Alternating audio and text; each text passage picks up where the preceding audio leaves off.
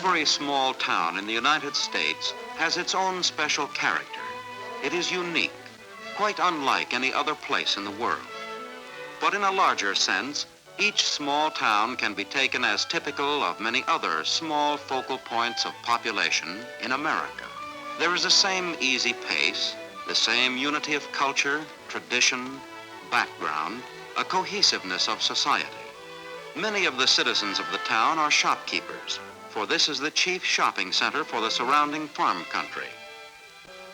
There is a cohesiveness of government, too, for the democratic essence of representative government is most clearly apparent in a small town.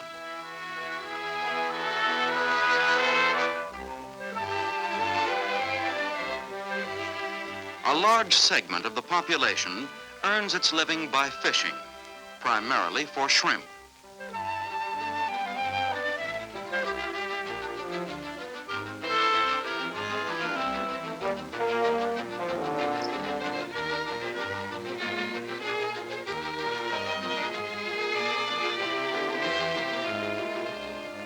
The good transportation facilities have attracted several industries to the town. A new plant has been erected recently, a welcome addition to the community because it provides additional employment. The educational facilities of a region form a significant guide to its culture. The schools in this community are well equipped and well staffed.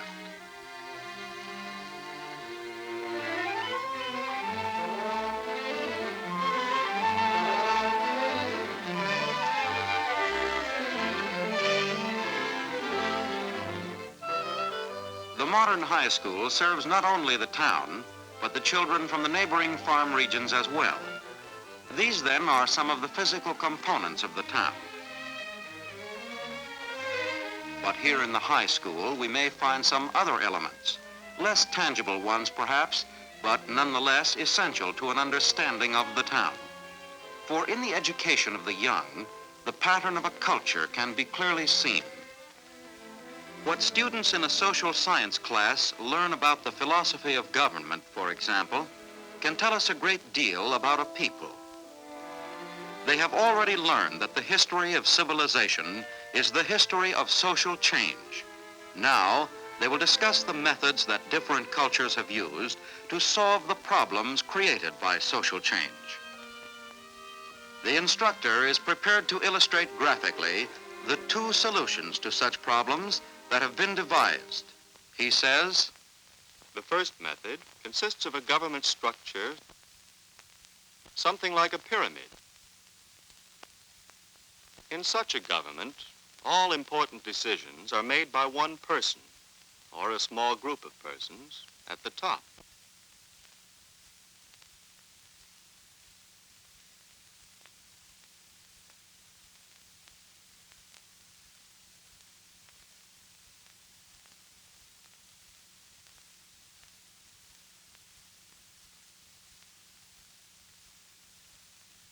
These decisions are imposed on the masses of the people. Such a structure serves no useful purpose for the people supporting it. The pyramid type of government exists only to bring power, prestige, and material benefits to the ruler. The people have no rights or privileges as citizens. There is no legal avenue to change old or enact new laws. The government in power is a law unto itself. Any attempts by the people to make changes are crushed by the government.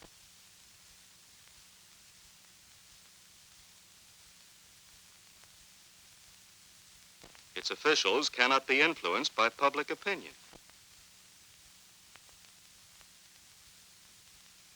The very expression of adverse opinions is considered a crime. This is how such governments meet the challenge of social change, by suppression. Minor social changes are permitted only to strengthen the government's hold on the people. Significant changes are possible only by overthrowing the government structure itself. Another method for solving problems growing out of social change is a form of government we call democracy, a kind of house designed to shelter and protect the citizens. These houses of democracy have many different facades, but each provides the people with services not otherwise available. Each has a workshop available to all citizens in which significant changes in the structure can be made, changes designed to satisfy the growing needs of the people.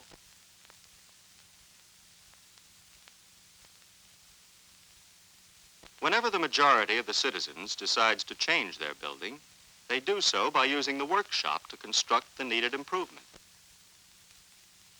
Such changes, such needed improvements, are constantly being made in a progressive, growing democracy. But the citizens never change the basic foundation on which their house is built.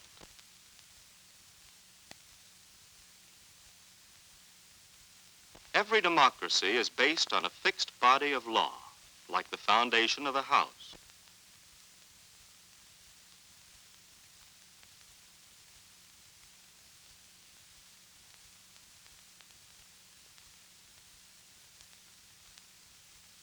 This body of law guarantees freedom of speech and freedom of assembly, and provides, in voting, a method whereby the people, through their representatives, can make the democratic structure serve their needs. The actual business of government, the operating of the workshop, is usually done by officials selected in free elections by the majority of the citizens.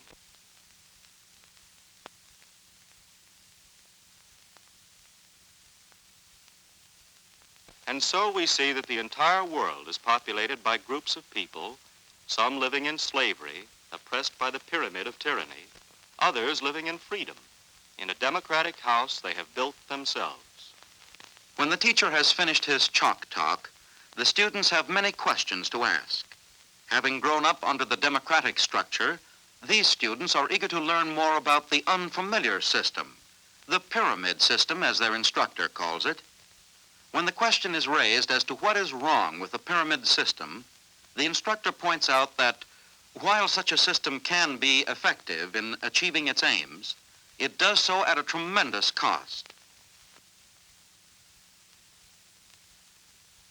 He shows them a film to illustrate this cost, a film on Nazi Germany.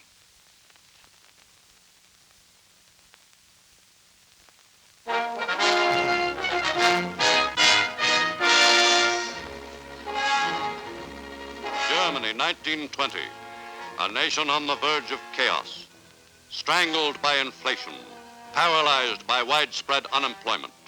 The nation was in desperate need. A tradition of democratic government was new in Germany, and the people did not understand how to use the democratic structure to solve their urgent problems.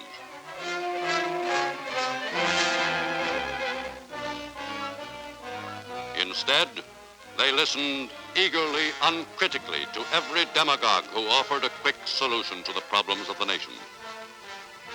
One man, intent on grasping dictatorial power, deluded the people and bullied his way into office. So it was that Hitler came to power and began his march to dictatorship. In the beginning, Hitler's regime seemed to operate within the framework of the democratic structure.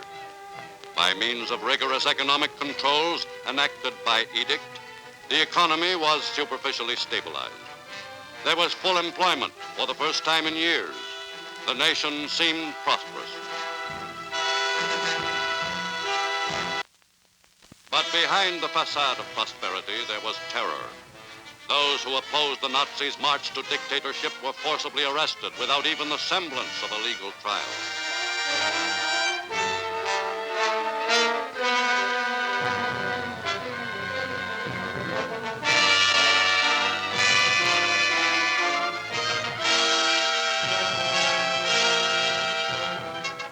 Others were thrown into concentration camps by the millions, to be slaughtered in mass killings, to die by the slower death of torture, starvation, exposure.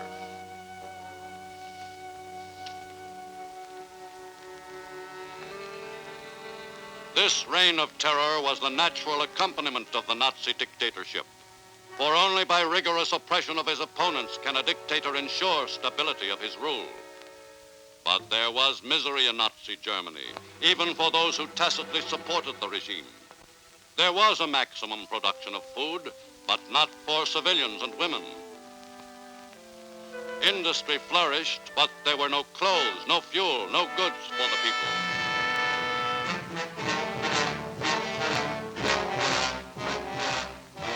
Everything the country produced went to the army. Food, textiles, machinery, houses, guns.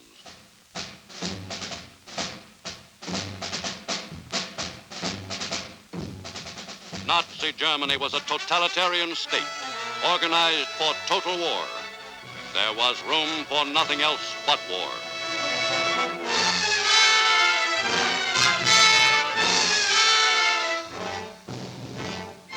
And with the war, with all wars, comes destruction, starvation, disease. These are the fruits of dictatorship. When the leaders of a nation are not responsible to the people suffer. When the people suffer, the nation suffers. When a government holds the welfare of the state superior to the welfare of the people become nothing. The nation crumbles and disintegrates to lie dormant until the people gather strength to follow back the difficult path to recovery and democracy.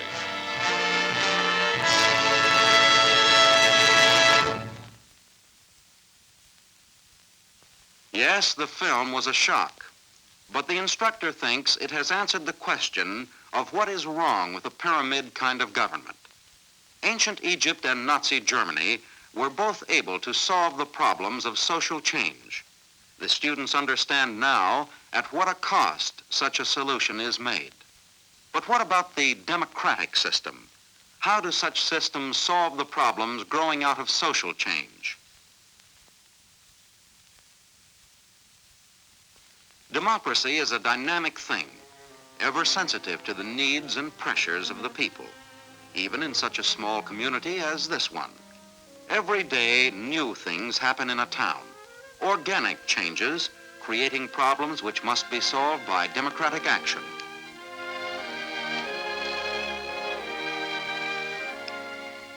The new manufacturing plant, which was built 2 years ago, was such a change.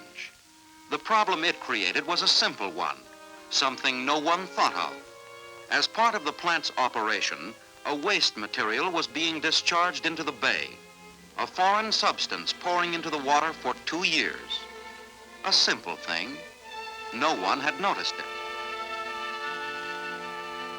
But something has been happening in the nearby waters where most of the local shrimp fishermen work. It seems hard to believe that such a large body of water as the bay could be affected by a small stream of waste material. And yet, something was happening to the shrimp. Every time the nets were brought up, there were fewer and fewer shrimp.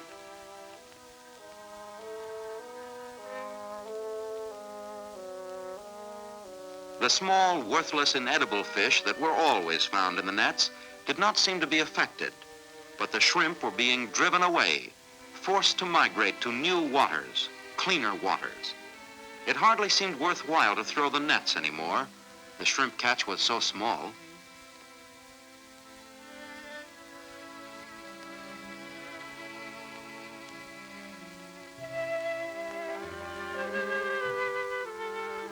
It all happened so gradually that it took a considerable time before the fishermen realized what had happened. After a while, the catches were so bad, there were so few shrimp that they didn't even bother to sort out the catch.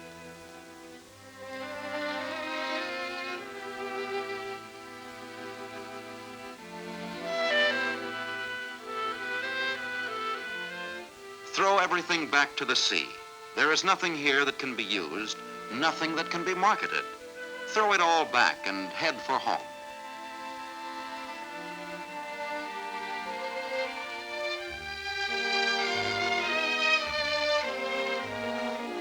Some of the fishermen are resigned. They say that the shrimp will come back someday, and meanwhile, there'll be bad times for everyone. Too bad if some men have to sell their boats. Nothing can be done.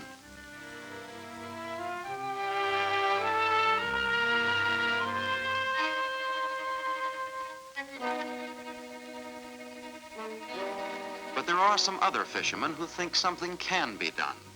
They know that something has happened to drive the shrimp away.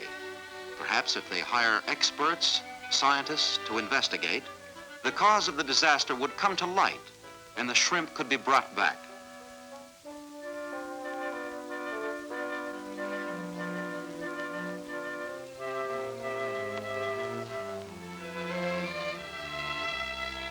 They decide to raise the money to pay for such an investigation. The investigators hired by the fishermen get to work. They analyze the water of the bay and they test the waters that flow into the bay from every source, natural or man-made.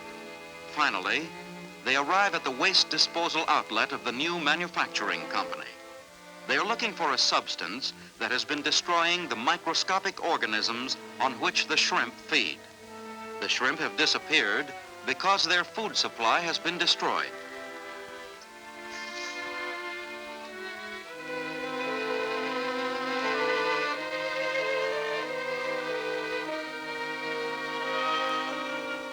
The tests show that the polluting material comes from the plant. The mystery has been solved. With the evidence at hand, the investigators return immediately to their clients, the fishermen.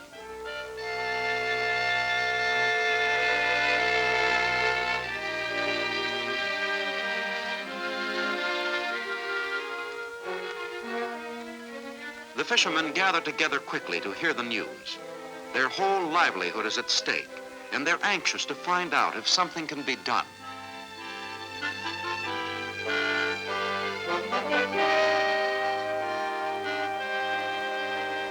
The investigators explain that the waste material discharged by the new plant has been destroying the food of the shrimp, and the shrimp, in turn, have simply moved on to better feeding grounds.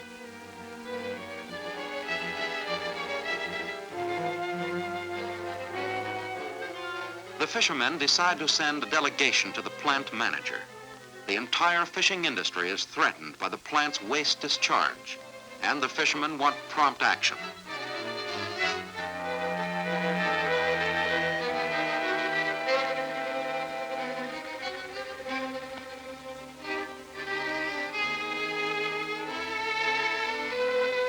If something is done quickly, if the destructive chemicals of the plant are kept out of the bay, the shrimp may come back. But the scientists have pointed out that the shrimp will be lost to the bay forever if the necessary action is not taken at once. Knowing this, the fishermen's delegation is determined to make its mission a success.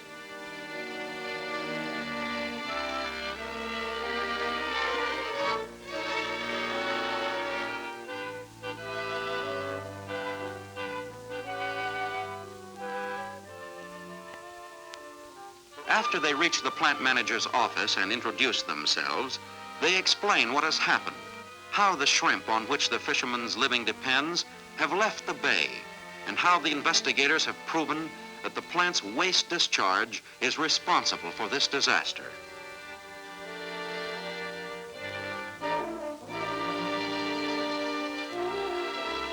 The manager tells them the operation of the plant requires the disposal of large quantities of the waste material, and that there is no way to get rid of it except in the bay. The fishermen think the manager does not understand. How can he talk of plant operation when they have no money to bring home?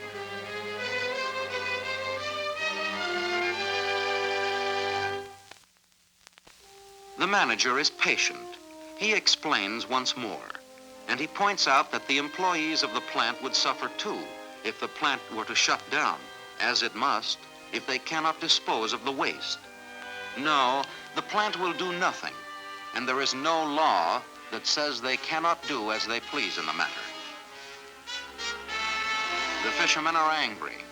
They are not concerned about the plant's employees. Their own imminent tragedy is the urgent matter.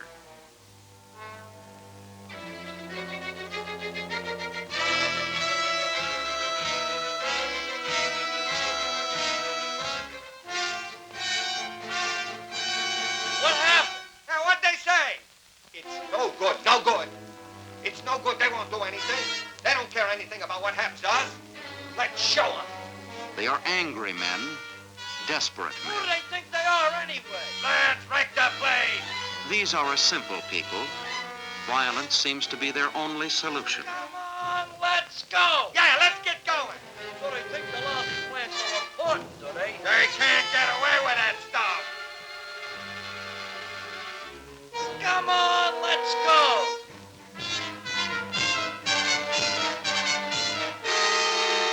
Stop! Wait a minute! You can't go around hurting people that way, getting mad and beating somebody up.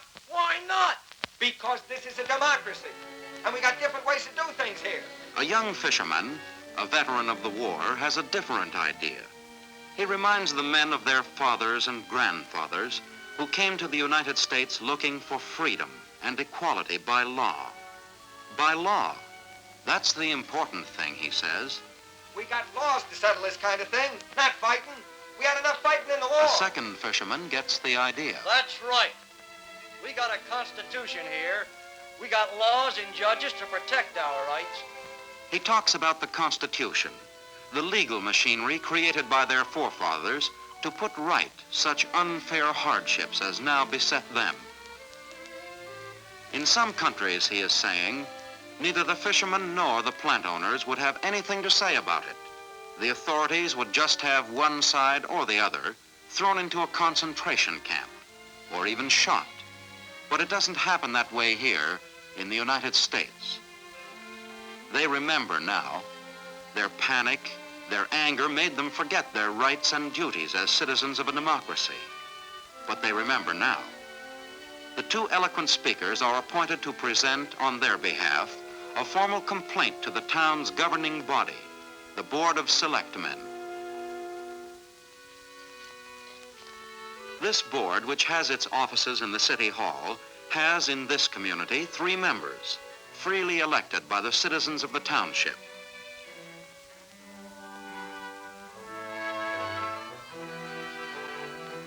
When the 2 young fishermen make their complaint, when they tell the story of what happened to the shrimp, a well-established function of government will be put into motion.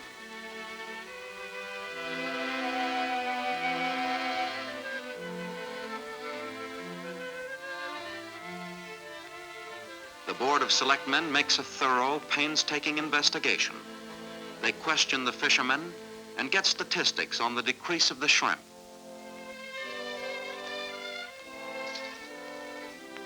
They see the waste material and arrange for a community survey of waste disposal. They listen to the story of the plant manager, all aimed at finding out if the grievance is a true one, and if it is, how it can be rectified. Finally, the Board of Selectmen is ready to act. This is the day of the final hearing at which the decision of the board will be announced. The high school class in social studies comes to the meeting too. Now, the teacher can show the class how the democratic process solves a problem growing out of social change in their own community. The chief officials of the plant have come, as well as all the fishermen. The Board of Selectmen has prepared carefully for this meeting. They know the citizens of the community expect them to provide a solution for the problem that will work a hardship on no one, a solution that will be practical, effective, and just. The chairman of the board begins by describing what he and his fellow selectmen have discovered in the course of their investigations. They have found that the problem of water pollution is a serious one, threatening not only the livelihood of the fishermen, but the health of the community as well. Furthermore, with the town expanding as it is, the problem of sewage disposal will undoubtedly increase in complexity as time goes on.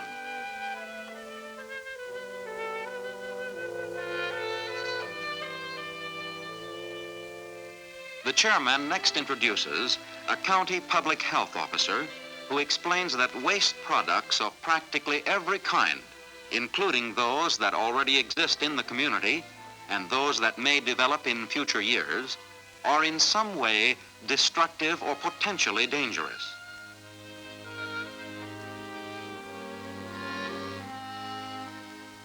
Every progressive community, he goes on to say, must recognize that sewage disposal is a community problem, not an individual one. The chairman introduces one of his fellow selectmen who has made a detailed study of the existing body of local law. In reporting on his findings, this selectman states that there is no statute in the local law making it illegal to pollute public waters. In fact, there is no statute whatsoever dealing with the problem of sewage disposal.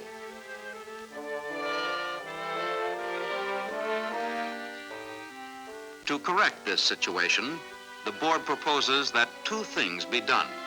First, a section will be added to the health code of the township requiring that every new residence or business establishment have its method of waste disposal inspected and approved.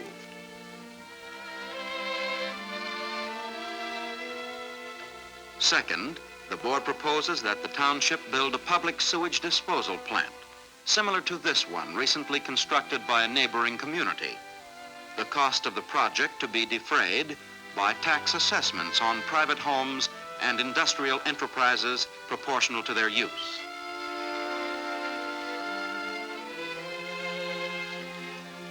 The citizens are favorably impressed, but there are many questions to be answered.